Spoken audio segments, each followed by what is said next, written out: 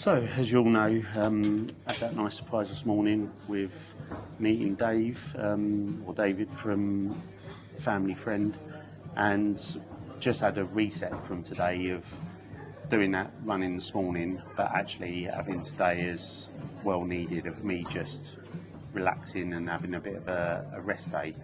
But I just thought, as we're here and just talking, I know we've had a lot of conversations anyway, but for me, it's going to be really interesting to know, I suppose, two questions. One, what's your understanding of PTSD or complex PTSD, if any? And two, for me personally as well, when I know that we've known each other for quite a few years, and you've probably seen my ups and downs and my different journey, so has that give you a different outlook on PTSD or anything? So yeah, it's just really to get your understanding about it. Okay. Well, I suppose first off, as you know, Dave, I've spent a number of years working with children and young people with social, emotional, mental health issues through school, and then supporting the staff who work with them. So would have come across and worked with a number of young people, and I think probably one or two staff who've experienced PTSD. And some of those diagnosed, some of those not diagnosed, and just a recognition of just how complicated it is, and that it's that all sorts of different experiences that can lead to it. I appreciate kind of your own experiences, kind of connected with your service. And I think that's what I like to say, because it's so unique, and actually you touched on it there, and you might even be able to answer. So I put a call out to PTSD saying, PTSD UK, just saying, it'd be great for me to know. I met a couple a little while back, and we got talking, and actually the realisation of children that get, like, whether they're diagnosed or undiagnosed, and actually that's a real difficult thing, because a lot of people associate post-traumatic stress with you have to live a bit of a life to then get that stress, and we know that's not the case. So in your line of work, do you have see a lot of children in schools and either diagnosed or stuff like that? Not that many that are diagnosed. Right, some, yes, but others that have lived very kind of complex. Yeah. Complex lives is probably the wrong way to frame it. I've had extremely challenging experiences in the very first years, very early years of their lives, and I'm not a diagnostician. I'm not a mental health professional in that sense. So working out and diagnosing, it's not what I can do, and it's a dangerous game to kind of get into. But if you're kind of looking at the signs, the symptoms, the ways that it can present itself, I think there probably been a number of young people I've worked with who have had suspicions, but in some ways it almost doesn't matter. It's just the fact they've had really kind of very complex and very difficult early lives, and whether it gets diagnosed or not, in one sense, doesn't matter. The fact is, that they're affected by those experiences. It shapes how they see the world, how they see themselves. And I think coming from that sort of background, especially in schools, I should imagine anyway, that teachers or support workers or counsellor or whatever it is probably pick on stuff like that earlier than maybe the parents do, because you might see or hear different things, and it's that you do. And at the same time, it's that people are human beings, and we kind of respond. So I could work with a child. There are times when I get so frustrated because of the way that they are behaving or responding, that you get frustrated, and there's a sense of why is this child behaving this way, and there might be really very, very, very sound reasons that are based on trauma for the why they are, and their lack of trust, or their apparent lack of capacity to kind of emotionally regulate themselves, and sometimes they're awkward just because they're teenagers and they're shits. And they're just being naughty. I think that's the thing. That may be quite so difficult with younger people or teenagers or whatever, is exactly that. You don't know what is just a teenager or what is trauma. And I think it's just interesting, and especially with myself, I know that I've spoken to a lot of people, whether they're close to a person that's got PTSD, whether they've not experienced it at all, and then meet someone. And I know that when we first met, and I was open and honest about, you know, where my PTSD is and stuff like that, but I still sit here and think now, because I'm in a different place and a better place, I think I took it for granted that was enough for me just going, I've got PTSD, and expecting the people to understand that. And I know it can be difficult.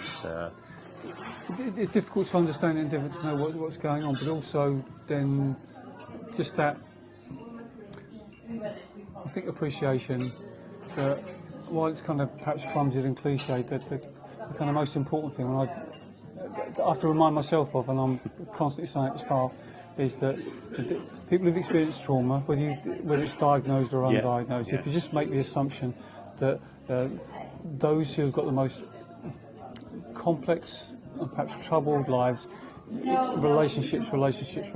You build some trust. Young people who've experienced trauma, okay, they follow people before they follow rules. And you have to kind of commit and build that relationship. That means you have to put faith in that person, you have to place trust in them. Whenever you place your trust in someone else or your faith in someone else, then you stand to get that trust abused. So there are countless times when children have, I suppose, to use an old-fashioned phrase now, but they've mugged me off. They've made me look stupid. But actually, the fact that you've done that means that on many more occasions than that, you've built that connection, which means you can support somebody better.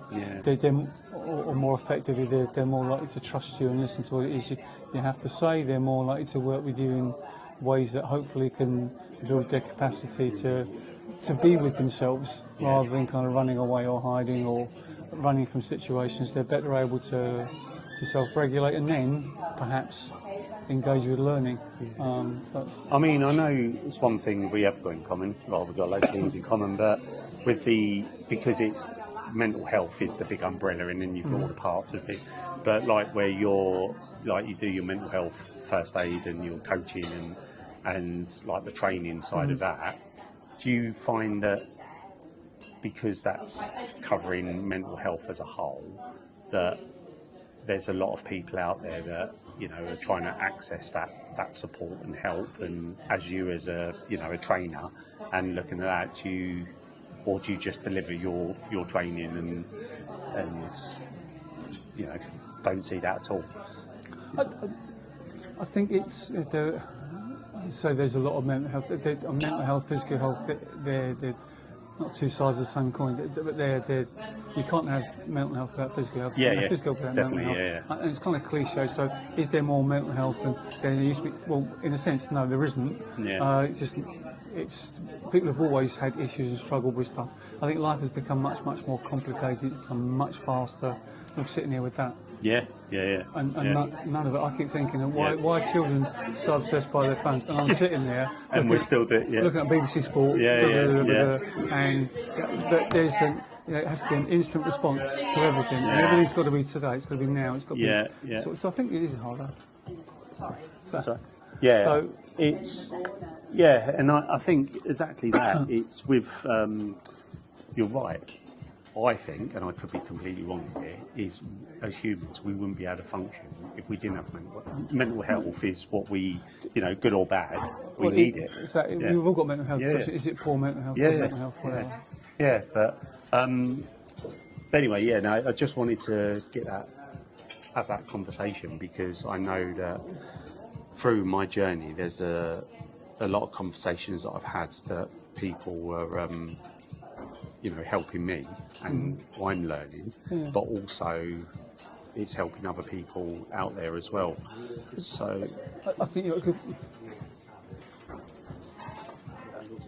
there's no absolutes. So people talk, say it's good to talk. There are probably times it's wise to keep your counsel and not say anything and hold things and work things through yourself. But fundamentally, it is important that we talk, that we share how we're feeling and what's going on, and that we're brave enough to ask and genuinely ask. And that's an easy thing to say, So I have to find, I'll say that and I believe it. Yeah. How often do I talk to it about how I'm feeling? Yeah, that's it. Not as often as I probably Yeah, should. no, you're right. So, there's a lot of more awareness and people are more willing to do it. But maybe there's still a gap between what we know we should do and what we do. But I think there's also a balance to be struck there. It's like if I'm working with staff in school, and I'll be discussing with them whatever kind of things they want to talk about, and they aren't always problems. They're about how do I get better at this, how can I improve that or take on that next level. But it's that when people are struggling, it's that, okay, there is support, and how do we help you? And at the same time, you're doing the job, and that job has got to be done. Yeah. Because those children have got to be taught, or they've got to be supported. So at some point, it's okay. We talk about this, and how can we support? And if you can't do the job, ultimately you might need to think of something else. So I think there's especially for managers, there's a real difficult balance that requires a lot of kind of skill to kind of hold those two boundaries together. Think about somebody and their welfare and their benefits, and to genuinely want the best for them and try and put things in place for them, but to also hold the line that this is a context and there's work to be, there's a job to be done, there's work to be done, and that but also that I want to help and support you. And I can't do this for you, and I won't do this for you because this is you and it's your life, and you've got to want to do it. And you might not be able to do it right now. Okay, you might need me or need some other people and whatever else to help you for now, or to almost do everything for now, possibly. But ultimately, this is your life, and you've got the support. You've also got to take some responsibility for it. No, you're definitely right, because as much as I've had people that helping me, whether it's counsellors, whether it's friends, family, well, you're right, you could get all the help in the world, but if you're not willing to help yourself, you have to put in the effort. And so put you on the spot now, if I don't know, if you was giving a bit of advice to your kids or whoever it is, if there was one thing around to set them up, if they was going to have struggles, or whether it's with their mental health, what one bit of advice would you give to someone to aid them in their journey?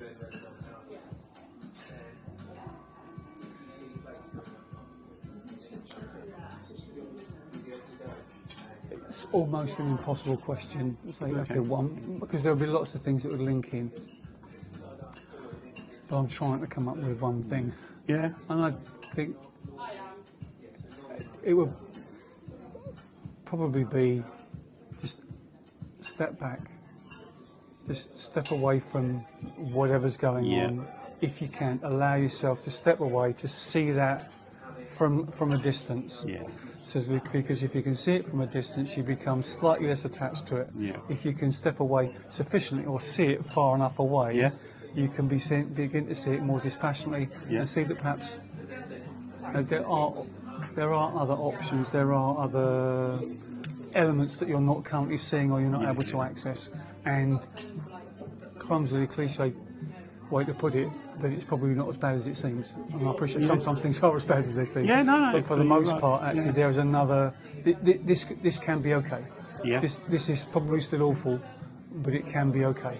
And the thing I like about that is because even at the start of that, where it's such a hard question, and you're right, it can't be answered easily, but that's also okay, of not having the answers and going, actually, it is more complex. But I think I really like that, and that's helped me, of just going, sometimes we're so focused on the thing, we don't allow ourselves to step back and just... I think when you're in it, you're in it. And it's really it's intense, and we get kind of stuck, so you can't see your way out of the problem. But I suppose that's where counselling and stuff like that, because whoever that person is helps you or allows you to have that step back view, and they're not in it, so sometimes they can look at it as a bit of an outside. Yeah, they can.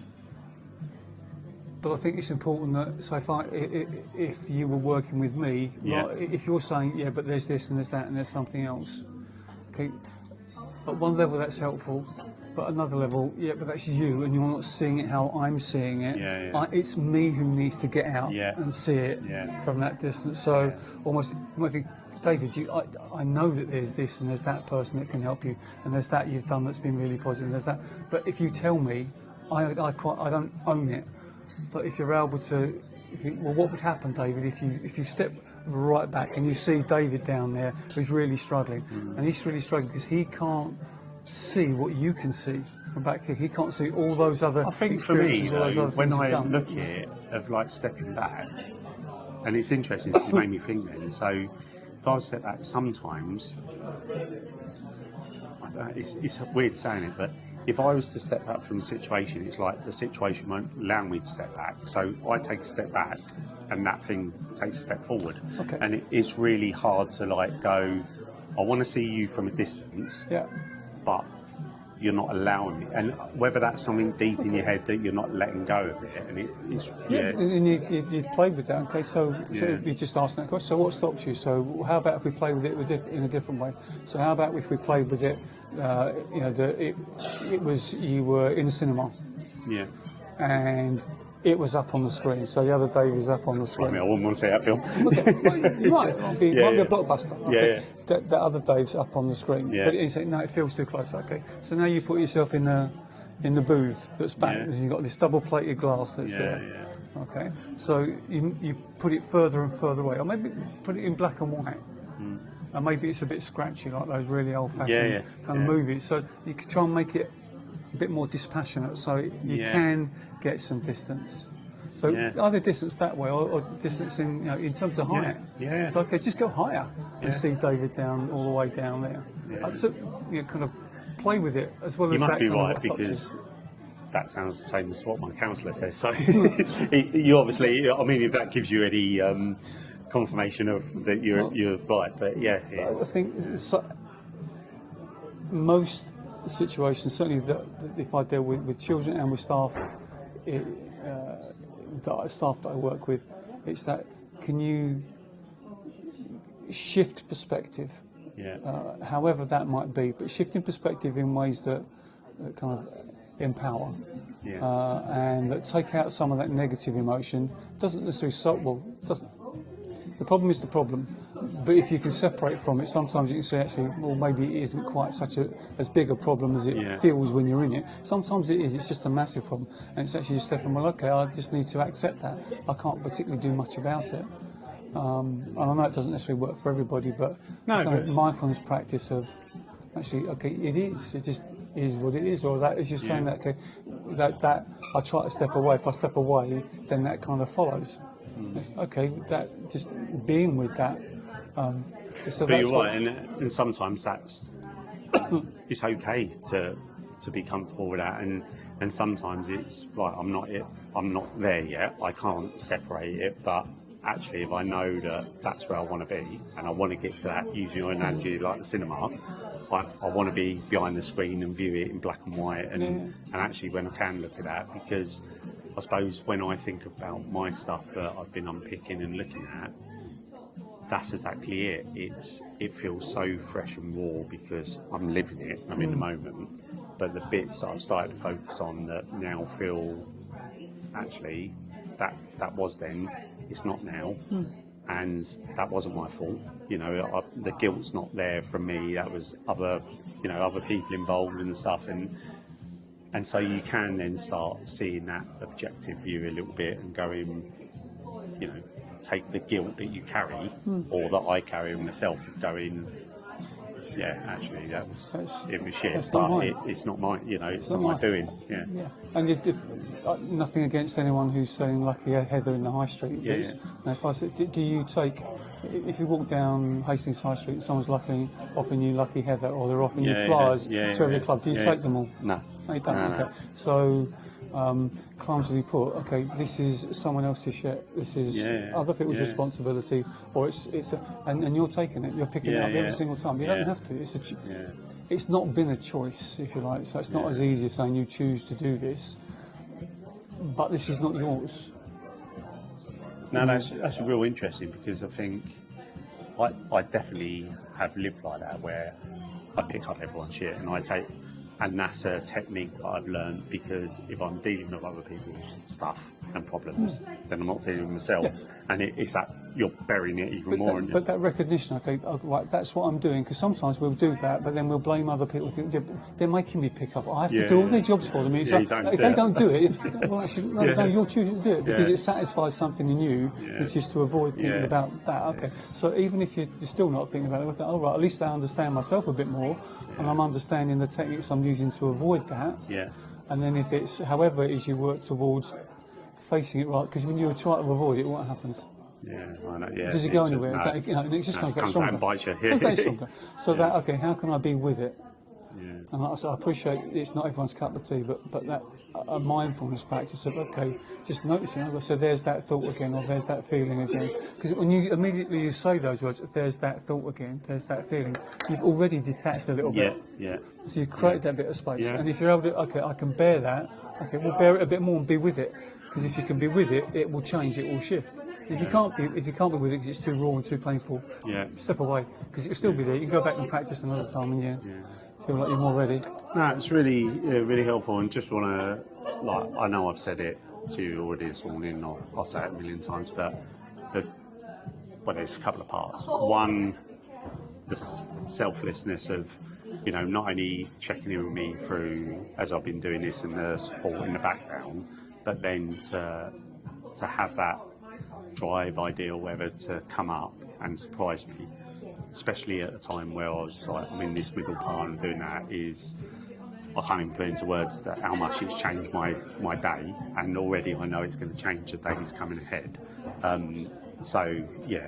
just want to say thank you for coming out, and it's bigger than just this, and and just doing that, and it's. Yeah. Okay. My natural reaction would be, so I won't do that because that demeans what you said. Okay, I appreciate that. So I've got to take up something you said. Selfless. It's not selfless. Okay, it's not selfless because I get something from it. Yeah. Okay. Because it satisfies something in me that's important. Yeah. Again, I'm not trying to be clever, but I don't think there's any such thing as a genuinely selfless action. That's not to undermine wonderful things people do for others. Actually, because it's nice to hear that you're getting something out of it, and it's thing, and I just think it does make a big difference to, I suppose, the lesson for all of us from saying that is sometimes the smallest things, and when I say small, I know you've done like a 5-hour journey and everything, but it's not just about the things that you do that impacts today, because this here is already in my head. I'm like, actually, I'm looking forward to tomorrow. I'm looking forward to the next day, and just knowing if I've got that feeling today as when I started from John McGroach, that buzz. And that's like, because I do think I hit that physical and mental wall of being in the middle and going, I don't want to let people down. I'm going to be like, if I fail, or my body's not got it in it, or I've got this X amount of miles to run today. And so just having that bit where, you're seeing someone and, they've taken the time, it does make a big impact. So, just want to say thank you. I appreciate it. Thanks. Okay. Before you turn that off, just one more thing. You said we've got some things in common. Just want to emphasise one thing we haven't got in common. There's no way I could carry that bag. I don't think anyone else has had a try at picking that up. But Dave let me have a go at that this morning. 40 pounds is heavy. I know it's heavy, but it's heavy anyways. It's £40, but it's definitely heavier lifting it that to put on your back. But I appreciate it.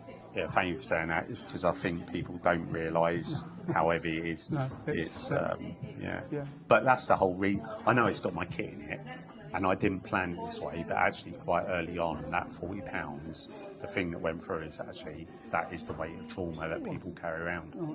If we was to put it probably helps you carry it. But brilliant. Thank you. Cheers.